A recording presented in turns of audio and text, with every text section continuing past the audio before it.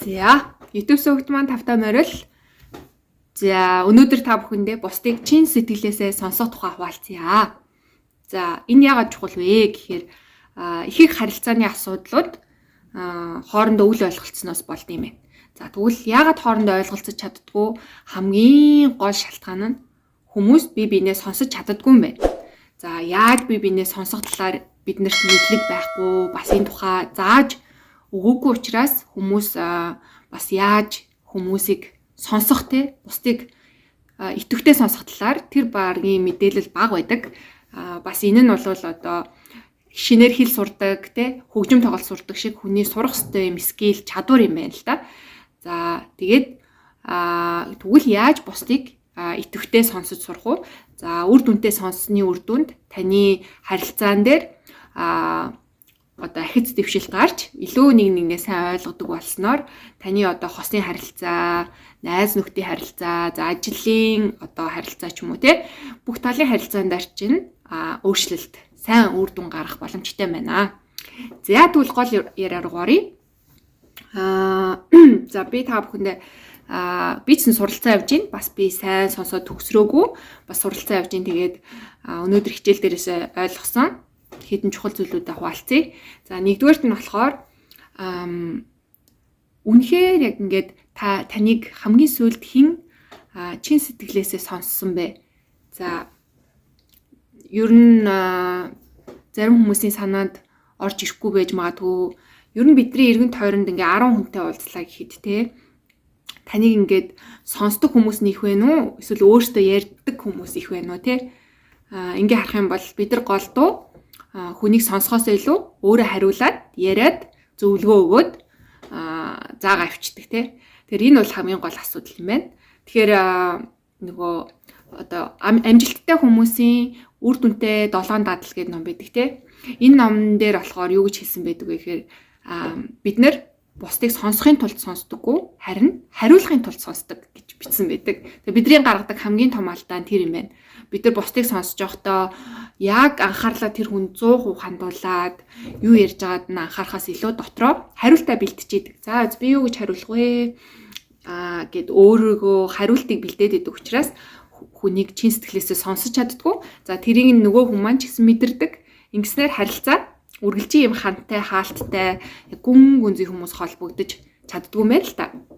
За тэгвэл яг үнэхээр яг энэ сайн сонсох аргыг сурсан хүн яадаг вэ гэхээр ярьж байгаа хүндээ ямар сэтгэл үлдээдэг вэ гэхээр тухайн хүн маань ярьсныхаа дараа өөрийгөө би хорвоогийн хамгийн чухал хүн гэж мэдэрдэг гэж байгаа байхгүй юу? Тийм мэдрэмжийг бүр өгдөг. Яг сонсох скиллийг эзэмшсэн хүнтэй та ярилцах юм бол тэр хүн ярьсныхаа дараа вау тэ би бол яг л энэ ярьж ах мөчтэй бол хорвоогийн хамгийн чухал хүн шиг санагдсан гэж байгаа байхгүй. Тийм сэтгэл үлдээх хэмжээнд хэрвээ та хосыгоо хайртай хань ижлээ тэ үр хүүхдээ за найз нөхдөө ажлынхаа одоо хамтын түнштэй энэ хүмүүсээ ингээд сонсдог болчих юм бол таны харилцаанд маш өсрэлттэй одоо дэвшилт гарах нэ. За тэгвэл яаж тийг сонсдог болох вэ? За хэд хэдэн гол поинтуудыг дурдъя. За нэгдүгээрт нь болохоор бид нар сонсохдоо хүнд зөвлөгөө өрөөс өгч болохгүй. Бид нар голдуу ингэдэг те хүнийг сонсчоод наа чи амархан шүү сүртэй эсвэл миний одоо туршлагаар гэдэг ч юм уу өөрийнхөө мэддэг чаддаг хариулт шууд автоматар бидний толгойд гараад ирнэ. За энэ бол нормал бид нар угаасаа тарих тэгж ажилдаг. Гэхдээ та тэрийгэ залгаад хүлээгээд төвчээртэй хүнээ дуустал сонсоорой. Ямар ч зөвлөгөө өгөхгүй нэгдүгээр дүрм. Хоёрдугаар дүрм нь ямар ч жааж буюу шүүлт байхгүй. Одоо чиний буруу зөв гэж хүнийг ингэж шүүлж болохгүй. Сонсох хэрэгтэй ах нэ. За гуравт нь болохоор нөгөө хүндээ асуудлаа өөрөөр нь олж харахад нь туслах хэрэгтэй. Одоо нэгсэндээ та одоо гаргалааг нь мэдчихсэн ч гэсэн хэлж өгөхгүй гэсэн үг. Та одоо ингэх ёстой юм шүү, тэгэх ёстой гэж хэлэх юм бол тэр хүн хүлээж аваад хэрэгжүүлэх нь бараг ховор. Тэрний оронд өөрөөр нь бодуулаад тэр хүний толгой өөрөө ажиллаад өөрөө гаргалгаагаа олох юм бол тэр хүн амьдралдаа хэрэгжүүлнэ гэсэн үг. Гол зорилго нь бид нар нөгөө тухайн хүний өмнөөс бодоод асуудлыг нь өөрийнхөө асуудал олгож аваад тэгээ өмнөөс нь гаргалгаа шийдлийг бодоод тэ толгойгоо ажилуулад идэг. Тэгэж та өөрийнхөө ядрах хэрэггүй. Харин та нөгөө хүнээрээ бодуулах хэрэгтэй. Аль болох сонсож байгаа хүнийхээ толгойг тултал нь ажилуулад өөрөө асуудлынхаа гаргалгааг бодож олж чадчих юм бол та маш сайн сонсогч гэсэн үг. Сонссны үр дүн гарлаа гэсэн. За дараагийнх нь чухал зүйл нь болохоор бид нар бүгдээрээ одоо анхнаасаа сайн сонсдог төрдөггүй. Бид нар бүгдээрээ л одоо сайн сонсхийг бол амьдралын чадвараар сурдаг чадвар гэсэн үг, скил гэсэн үг. Бид нэ гитар тоглож сурдаг, хэл сурдаг шиг энийг хүн болгон сурах боломжтой гэсэн үг. Тэгэхээр та өөрийгөө битгий голоорой гэж хэлмээр байна. Тэгээд Библиэлд энэ тухайн гоё үг байдаг л та. Сонсохдоо түргэн, харин ярихдаа удаан, уурлахдаа удаан байгаарэ гэдэг. Тэгээд энэ үг бол надад маш их таалагддаг. Бид нар яг байглаасаа яадаг вэ гэхээр голдуу ярихдаа түргэн байдаг те. Хүний яриаг бараг сонсохгүй зэрэг яриад эсвэл маш хурдан хариулаад бодохгүй хариулцдаг. Тэгээд энээс олж маш олон асуудал гардаг. За дараагийн point. За хэрвээ та бусдыг маш сайн ингээд сонсоод яриулаад байх юм бол тухайн хүнд одоо маш том тус үргэж ин гэсэн. Яагаад гэвэл тэр хүн ярьж явах үедээ одоо тархинд нь одоо процесс олж идэг. Ярьж явах үедээ тухайн асуудлыг хамгийн дээд потенциалаараа одоо бодож гаргалгаануудыг олж тархинд хамгийн сайн ажиллаж идэг гэсэн.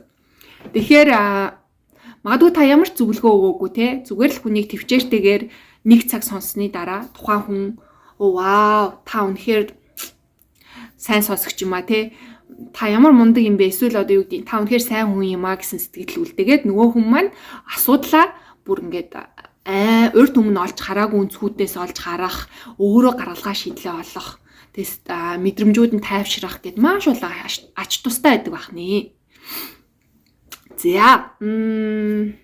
За тэгээд биш те хэрвээ та хүнийг яриаг дууцтлан гүйцэд сайн сонсохгүй те чин сэтгэлээс анхаарлаа хандуулаа сонсохгүй ингээ уц муцаа ухаад нүд мүд нь ингээд харахгүй байхыг хүн анзаарна штэ. Тэгээ сонсоод ахаар хүн яадаг вэ гэхээр нэгдүгээр тэр хүний бодох процесс нь шууд унтардаг. Шууд shut down болно.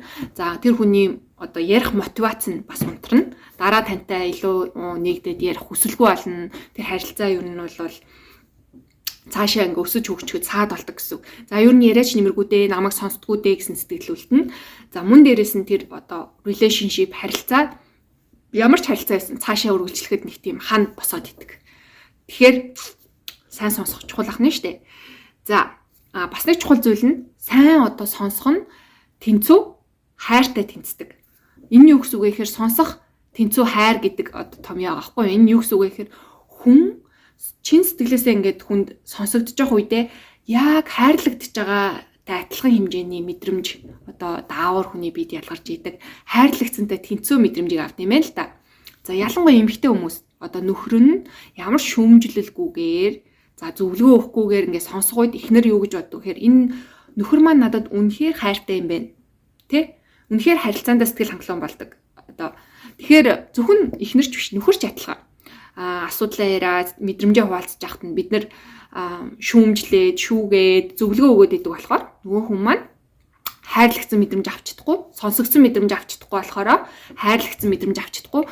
Магадгүй та нөхөртөө маш үнэтэй машин бэлэглээд, мөнгөөр хангаад байсан ч гэсэн тухайн хүмүүний сэтгэл нэг л хоосон. Би нэг хайрлагдахгүй байх гэсэн мэдрэмжтэй байгаад идэг. Тэгэхээр эд санхүү материалаар хангахаас илүүгээр хүн юунаас одоо хайрлагдж байгаа мэдрэмж авдаг гэхээр чин сэтгэлээсээ сонсогдож байгаа, ойлгогдож байгаа энэ харилцаанаас л хүн яг хайрыг бүрэн дүрэн мэдэрдэг байх нь л дээ. Тэгэхээр ер нь хүний төрлөх одоо сэтгэл зүйн үндсэн гол хэрэгцээ нь болохоор сонсогдох, ойлгогдох тий ингэснээр одоо нөгөө хүний үндсэн хэрэгцээ ааш хүлээн зөвшөөрөгдөх гэсэн хэрэгцээ байдаг. Одоо миний мэдрэмж чухал юм байна, миний бодол чухал юм байна энэ хүнд тий ингэсээр тэр хүн тухайн хүндээ хүлээн зөвшөөрөгдөж байгаа мэдрэмж авдаг. Тэгжиж хүн одоо амьдрах, цаашаа амьдрах үндсэн одоо оршин буйн үнц эндээ авдаг байна шүү дээ. Тэгэхээр ер нь хүүхэд ч гэлтгүй бүх хүн үнэхээр чин сэтгэлээсээ сонсохыг хүсэж идэг, сонсох хүнийг хайж идэг. Гэтэл ингээд бидний эргэн тойронд хэдэн мянган хүн ингээд зурж ийн байгаа хэрнээ яг чин сэтгэлээсээ ингээд намайг 5 минут нүдрүү чин хараад Гэт ингээд ойлгоо сонсох хүн хэд вэ та бас бодож үзээрэй. Та бас эргэн тойрныхоо гэр бүлийн гишүүд одоо найз нөхдөө яаж сонсож ин те. Яг 5 минут та яг анхаардлаа бүрэн хандуулад өөр зүйл бодохгүйгээр те тэр хүний чин сэтгэлээсээ сонсоод нэг үзээрэй. Тэгэхээр танд ямар мэдрэмж төрж ийн, нөгөө хүн ямар мэдрэмж төрж ийн, таны харилцаа яаж сайжирж ийнээс комент бичээрэй. Маш энгийн ирнэ. Маш хэцүү байдаг хэрэгжүүлэхэд. За цаашаа явъя. Дараагийн нэг чухал зүйл нь юу вэ гэхээр бусдыг сонсохдоо одоо хамгийн нэгдүгээрт би тэгвэл яах ёстой вэ гэхээр одоо full attention буюу бүх анхаарлаа хандуулах нь маш чухал гэдэг юм байна. За бүх анхаарлаа хандуулна гэдэг бол бас тэр багийн хүмүүсийн хийж чаддаг зүйл биш, маш хэцүү байдаг. Бид нар голдуу ингээд гадаад дотоод хүчин зүйлд ингээд сатаарч идэм байл л да. Одоо жишээ нь гадна байгаа шууган, эргэн тойрон эсвэл гар утсаа харддаг ч юм уу те. Гэтэл дотроос болохоор яадаг вэ гэхээр бидний дотоод мэдээллүүд, бидний оюун ухаан өөрөө дүүрэн байх үед те. Бидний мэдрэмж өөрөө дүүрцэн үед ингээд бид нар бусдыг төвчээртэй сонсож чаддггүй. Яна миний энэ асуудал яаж байгаа л гэл өөрийнхөө талаар санаа зовоол ингээд анхаарал дандаа өөр дээр байгаад байдаг. Тэгэхээр хүн ямар ч хүн тэрийг мэдэрдэг. Энэ хүнийг намайг анхаарахгүй байна да. Бүрэн анхаарч ийн гэдгийг хүн мэдэрдэг. Энэ бол одоо зөн совингоор мэдэрдэг гэсэн. Та тухайн хүнийг яг бүрэн анхаарад тухайн мөчт штэ. Ердөө 5 минут та өөрийнхөө асуудлыг бодохгүй, өөрийгөө бодохгүйгээр анхаарлыг өгнө гэдэг байхгүй. Give attention буюу нөгөө хүндээ 100% анхаарал өгөө 5 минут та ингэ нүдрүүн хараад биеийн хилэмжээрээ за тэг харцаараа за мөн одоо зүрх сэтгэлээрээ те тэр хүнийг ингэ сонсон штэ. За энэ үед бол жинхэнэ гайхамшиг болдог. За яагаад гайхамшиг гэж байгаа гэхээр хүн тэрийг ингээд мэдрээд тэг зүрх сэтгэл нь нээгдээд хүн ингээд одоо гүн гүнзгий өөрийгөө нээж ярих нь байна. Мөн дээрэс нь та хоёрын хооронд ингээд гүн холбоо үүснэ. Тэ нөгөө хүнтэй харилцаа чинь сайжирна. За ярьж байгаа хүмүүс өөрийн асуудлаа ойлгож шийдэх гаргалгаагаа олох нь байна. Ингээд сэтгэл санаа тайвширх нь байна. Маш олон одоо давуу талтай чухал зүйлүүд болж идэг байна. За тэгэхээр ерөөсөө яг нэгдүгээр сайн сонсохын тулд одоо цагтаа байх, бүрэн анхаарлаа нөгөө хандуулах, тий одоо оюун санаагаа хоослоод юу гэдэг нь өөрийгөө хоослоод яг тухайн хүнийхээ толин болж өгөх нь өөрийгөө харах тий энэ бол одоо хүнд маш харилцааг сайжруулах хамгийн одоо үндсэн гол зүйл байдаг. Бас хүнд маш их хайрыг дотносоллыг мэдрүүлдэг зүйл ахнэ. За тэгээ биеийн хилэмж маань мэдээч тийм одоо юм гаргалаа гэж. За асуудал ч юу вэ? Хурдан яах гэсэн юм? Би яарч ингээд нэг юм байх юм бол хүн тантай яаж ярих вэ те? Өөр ийш тийш хараад байвал яаж ярих вэ? Тэр биеийн хилэмжээ яг хамгийн хайртай хүний одоо хамгийн одоо цаг гараад сонсож байгаа тэр мэдрэмжээрээ хүнийг сонсох үед хүн одоо илүү нээгддэг байх нэ. За тэгээ сонсохдоо төвчээртэй сонс гэдэг байгаа. Яа тэгэхээр бид нар ингээд яг яриаг нь таслах гад өөрийнхөө бодлыг хэлгээд тийм харин би тэгсэн гэд өөрийгөө ярих гад эсвэл үгүй штэ чи тэгж болохгүй наа чин буруу ахгүй юу ингэх ёстой гэж зөвлөгөөх гээд. Тэгэхээр ингээд нэг судалгаа хийдэм байл л да. Эмчнэрийн дунд ингээд хийсэн нэг судалгаан дээр юу гэж гарсан бэ гэхээр эмчнэр дунджаар өвчтнөө 18 секунд сонсож ийн гинэ. За 18 секунд за хаан ч өвдсөн юу ч болохгүй нэг л асуунгуудаа шууд ингээд өөрөө онж тавиал ингээл үзэлгээ хийгээд эхэлдэг гинэ. Гэтэл ямар дүгнэлт гарсан бэ гэхээр эмчнэр дунд 18 секундээс урт сонсож байгаа буюу хамгийн багадаа 3 минут өвчтнөө ингээд сонсдог эмч болохоор оншийнхоо 90%-ийг олж исэн гинэ. Шууд одоо онцлогооны эхо одоо юу гэдэг те ямар нэгэн аппарат хэрэглэнээс илүүгээр тухайн өвчтнөө 3 минут сонсоход оншийнхоо 90%-ийг олсон гэж байгаа юм. Тэгэхээр бусдыг яг сайн сонсно гэдэг маань одоо асуудал олоход маш тустай гэдгийн үр дүн одоо энэ судалгаа харуулж байна. За тэгэхээр хүнийг ядаж 3 минут яг таслахгүй сонсоод үзээрэй. Энэ бас амар хэцүү байдаг. Тэр 3 минут ч гэсэн урт санагдаж магадгүй. За сонсохдоо curious буюу сонирхч байх. За энэ нь яагаад чухал вэ гэхээр хэрвээ бид нар тухайн хүнийг сонирхолтой гэж үзээд те асуудлын сонирхолтой гэж харахгүй бол ярилцлага ерөөсөө цаашаа явдаггүй. Бас сонсож чаддаггүй. Шууд уйдаж эхлээ. Тэр уйдаж байгаа таны харц мэдрэмжийг нөгөө хүн мэдрээд эхэлдэг.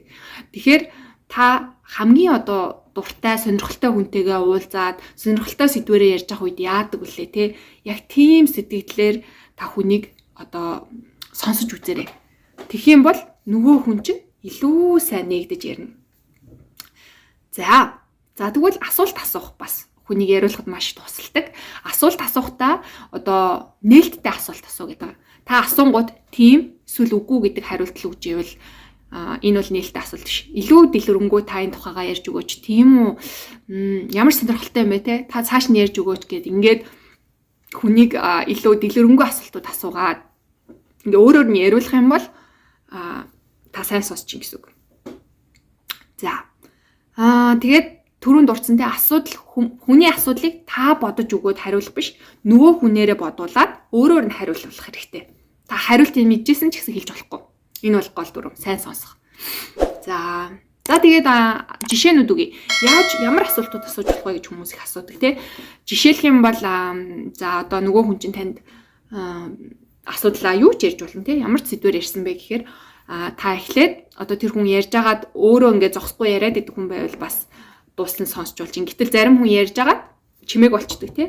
Тэгэх юм бол та яриаг үргэлжлүүлэхийн тулд үргэлжлүүлээд тийм үү сонирхолтой юм энэ тухайга та дэлгэрэнгүй ярьж өгөөч гэдэг тэр асуудлыг ярьж болно тий. Та яагаад тэгж бодож байгаа ч гэдэг ч юм уу тий. Одоо жишээлбэл хүүхэд чинь танаас нэг асуулт асуулаа гэж бодъё л доо. Ээжээ та ширээн дээр яагаад өнөөдөр варта цэцэг тавьсан ингээ асуулаа гэж бодох юм бол шууд ээжийнх нь төрсөн өдөр болохоор гэдэг ч юм уу ингээ хариулахын оронд эхлээд өөрөөс нь буцаагаад асуултаар асууж болно. Чи яагаад тавьсан гэж бодож байна гэдэг ингээ өөрөө нь бодуулаа тий. Тэнгуут хүн ингээд бодоод хариулна тий. Гих мэтчлэн одоо чи өөрөө юу гэж бодож байна? Чи яа гэж бодож байна тэгвэл энэ асуудал байгаасаа яаж гарыг гэж бодож байна тий гэдэг ч юм өөрөөр нь асуулт асуух хэрэгтэй байх нэ. За тэгээд хамгийн гол зүйл нь болохоор бас рефлект хийх буюу нөгөө хүндээ ингээд нөгөө нэг толин тусгал болж өгөх. Одоо өөрийнх нь хэлсэн үгийг буцаагаад өөрт нь хэлж өгөхөөр хүн өөрийгөө бүр сайн ойлгодог. Би нэрээ тэгээд байгаа юм шүү дээ гэд тэ. Жишээлх юм бол одоо ингээд юу гэдгийг тэ. Би ч өнөөдөр юу гэдгийг тэ. Маш их ажил хийгээд ингээд хүмүүстэй уулзаад ингээд ядарлаа гэд хэлэх юм бол тий буцаагаад өнөөдөр та тэгвэл их ачаалттай ажиллаад ядарсан юм байна штэ гэд буцаагаад мэдрэмжийг хэлэх үед нөгөө хүн маань илүү ойлгоцсон энэ хүн намайг үнэхээр сонсож байгаа юм байна ойлгогдож байна гэдэг мэдрэмж авах нь бас өөрийгөө ойлгоно. За дараагийн нэг зорилго нь болохоор тухайн хүнээ өөрийгөө ойлгоход туслах. Голдоо бид нар ингээд өөрийгөө ойлгодгүй юм байна. Их хүмүүс би өөрийгөө ойлгож гин гэж боддог боловч голдуу ингээд өөрийгөө ойлгодгүй бусадтай ярьж байхдаа өөрийгөө ойлгож авдаг. За мөн дээрээс нь хүн өөрийнхөө юу хүсэж байгааг бас сайн мэддэг юм. Өнгөцгөө харах юм бол за би энийг хүсэж гин гэж бодож байгаа боловч ингээд яриулаалах тусам хүн үнэхээр юу хүсэж байгаа тэр яг юу хүсэж байгааг хүслээ бас олж мэддэг. Тэгэхээр та тухайн хүнээ одоо сайн сонсож байгаа хамгийн сонсож чадсан гэдэг зорилгоо яаж мэдэх вэ гэхээр тухайн хүн өөрийгөө ойлгож авснаар тухайн хүн өөрийнхөө яг үнэхээр юу хүсэж байгааг ойлгоод авч чадвал та маш үр дүнтэй сонслоо гэсэн. Жишээ нь одоо та хүүхэдтэй туслах гад хүүхэд чинь ингээд өөрийгөө ойлгохгүй юу хүсэж байгааг мэдэхгүй ингээд би ингэмээрч байна тэгмээрч байна гэхдээ энэ болохгүй байна гэж баах юм яриад байлаа гэж үгүй. Тэгвэл тэрийн сайхан яриулаад асуугаал цааш нь явуулаад тэгээд яг энэ чинь хүсэж байгаа зүйл мүү юм уу энийг хүсэж байгаа мүү гэх те ийм гэсэн үг үү гэл ингээд асуултаар дамжуулаад эцсийн тэр хүүхд яг үнэхээр юу хүсэж байгаа юу хэрэгтэй байгааг нь өөрөө өөрт нь ойлгуулах. Энэ маш чухал байна. За тэгээд нэг чухал үг байгаа даахгүй юу? Гэт don't coach the problem but coach the people гэдэг аахгүй юу? Тэгэхээр энэ юу гэсэн үг гэхээр бид нар асуудлыг одоо засах, асуудлыг шийдэх нь чухал биш. Бид нар харин тухайн хүнийг хүн гэж харах нь аягүй чухал. Бид нар голдуу хүнтэй ярилцахдаа одоо тэр хүнийг те яг хүн гэдгээр ингээ бүрэн бүтэн одоо гэж харддаг юм байна. Энэ нэг хүн асуудалтай, энэ асуудлыг засаад өгчий гэдэг өнцгөөс хараад ахаар тэр яриа ерөөсөө явдаггүй. Харин та оронд нь тухайн хүн чинь таны нүдэнд хичнээн алдаатай, оноотой, асуудалтай юм шиг харагдсан ч гэсэн нэг удаа сонсохдоо энэ бол одоо бүрэн дүрэн хүн шүү дээ гэд хүндлэлтэйгээр асуудал гэж харахгүйгээр зүгээр л ойлгохын тулд ингээ сонсож үзээрэй. Тэгхийн бол бүр маш өөр ах болно. Маш өөр. Яа, дараагийн одоо хүнийг сонсох хэрэгтэй одоо үр дүнтэй асуултууд юу ээж болох вэ гэхээр те мэдээж та толгой тохиж болно. Гэхдээ байнга толгой тохиод ах юм бол бас нөгөө хүн маань за энэ залхаж байгаа маань хурдан дуусгах хэрэгтэй гэж бас бодож болно. Тэгэхээр яг хэрэгтэй үед нь чухал момент дээр нь толгойд өгч болох нь гэж дуурж болох нь. Мөн дээр нь ямар одоо өгнүүд тусалж болох вэ гэхээр танд тийг санагдсан юм байна штэ гэдэг ч юм уу те. Одоо танд тийг санагдсан уу гэд мэдрэмжийг нь лавлж асуух те. Эсвэл одоо юу гэдэг нь те би анзаарлаа л та. Ингээд таны ярианаас анзаарсан чинь та ээжийнхээ тухай ярьж байхдаа маш их тийм сэтгэл догдолж баярлсан харагдаж байна гэдэг ч юм уу те. Тухайн хүнээс одоо өөрийнхөө ажигласан ажилтаа хэлж болох нь байна. Мэдрэмжийг нь цааш нь асууж болох нь байна те. Эсвэл би таныг ингэж ойлголоо зөв үү? Гэд одоо хэлсэн үгийг дахиж асуух ч юм уу те. Мэдрэмжийг нь асуух юм бол хүн цааш ярих нь байна. Мөн дээр нь эсвэл би таныг ойлгож байна. Танд одоо энэ нөхөртөөгөө харилцаагаа шийдэхэд нилээн одоо амаргүй байсан юм шиг байна гэд ингээд мэдрэмжийг ингээд ойлгоод хүлээн зөвшөөрч өгөхөөр нөгөө хүн маань өстой амар хэцүү байсан шүү дээ. Яг үнэн баггүй гэж цаашаа ингээд бүр ярьдаг те. Илүү гүнзгий юм ярьж эхэлдэг ч юм уу те. За тэгээд одоо миний харснаар би ингэж ойлголоо. Тим юм шиг байна зөв гэдэг ч юм уу. Ийм байдлаар ийм энгийн рефлект хийсэн асуултуудаар тухайн хүнээ цааш нь гүнзгий яриулж болох нэ. За тэгээд нэг сүүлийн зөвлөө нь болохоор бид нар ярьж байгаад ингээд чив чимэг болчтой шүү дээ тий. Юу хэлэхээ мэдэхгүй ч юм уу. Та юу гэж хариулахаа мэдэхгүй болохоос эсвэл нөгөө хүн маань ярихаа болохоос битээ гэж аахгүй юу. Чимээгүй байдал бол одоо ярьснаас илүү хүчтэй гинэ. Хүн чимээгүй болох үедээ ихэвчлэн илүү сайн бодож идэм байх. Ярьж байхдаа илүү бага боддог. Тэгэхээр чимээгүй болохоос айх хэрэггүй. Тэр чимээгүй нам гүн байдал бол одоо ярилцлагын хамгийн хэцүү хэсгийг хийдэг гэдэг аахгүй юу. Бас хамгийн үр дүнтэй байдаг. Тэгэхээр ихэнх хүмүүс нөгөө чимээгүй байдал өөрт нь одоо тухгүй, аюултай, тий сандрах мэдрэмж өгдөг учраас бушуу хариулах гэдэг. Эсвэл бушуу нөгөө хүнээ яриулах гэдэг. Энэ бол буруу. Харин тэр чимээгүй нам гүн байдал дунд хүн өөрийгөө илүү ойлгож явах нь бас тэр таны одоо юу гэж хариулахаа мэдэхгүй байгаа чимээгүй байдал чинь яаж хариулсан зөвлөгөөнөөс илүү нөгөө хүнд маань одоо тус болдог байх нэ. За тэгээд хамгийн сүүлийн зөвлөгөөнөөр бусдыг сонсоод одоо та бусдад одоо хариулж эргээд харилцахдаа хамгийн гол одоо нэг дүрм юу байгаа вэ гэхээр тэр хүнтэй нэг төвшөнд одоо яг ижил төвшнөөс хариулах, харилцах нь хамгийн чухал. Бидний гаргадаг хамгийн гол алдаа бид нар голдуу бусдыг сонсохдоо одоо та арай дээр нөгөө хүний арай доор гэсэн үнцгөр харилцаад идэг одоо энэ өндөрлгөөс гэдэг шиг те одоо чи ингэх ёстой байхгүй юу? Би наадах чи асуудлыг чи ингэж шийдсэн. Чи ингэдэг гэд ингээд наадах чи ингэдэг байхгүй юу гэд ингээд дээд өнгөөр одоо жоохон тийм захирангуй дээрэнгүү байдлаар ярьсан жоохон гайсыг хүн мэдэрдэг. Тэгээ энэ нь болохоор хүнийг одоо зүрх сэтгэлийг чихийг шууд хаадаг. Одоо энэ хүн надад заах гээд байна гэсэн мэдрэмж өгөнгөд хүн шууд хаагдчихдаг байна шүү дээ. Тэгэхээр та яг тэр хүний хажууд нь очиод хичнээн тэр зүйлийн талаар мэдлэгтэй, туршлагатай байсан хамаагүй. Зүгээр л яг өөрийгөө даруусгаад тэр хүнтэй цуг нэг төвшөнд те хүүхэд дээр жоолыг хүүхчиг болоод ингээд яг нэг төвшөнд одоо тухайн хүнтэйгээ яг нэг төвшний мэдрэмж төрүүлж одоо тэр сэтгэлдээ хэлэх зөвлөмөр аваад зөвлөгөөгөө өгөх юм бол тухайн хүн тэрийг хүлээж авдаг. За ийм байна. За ингээд миний яриа дуслаа. Тэгээд идэвхтэй сонсох тухай part 1 энэ байла. Үргэлжлэл бас байгаа. Тэгээд дараагийн хэсгээрээ уулзцгаая. Та нарт хэрэгтэй байсан байх гэж бодож байна. Хамгийн гол нь хэрэгтэй мэдээллийг сонсоод танд ямар ч амьдралт чинь өөрчлөлт гарахгүй. Ядаж ганцхан нэгэн зүйлийг хэрэгжүүлээд үзээрэй. Нэгэн хувь тий хичээл зүтгэл гаргаад. Тэгэх юм бол таны харилцаанд өсрэлт гарна гэдэгт би итгэлтэй байна. Тэгээд дараагийн дугаараар уулзтлаа. Баяртай. Хайртай шүү.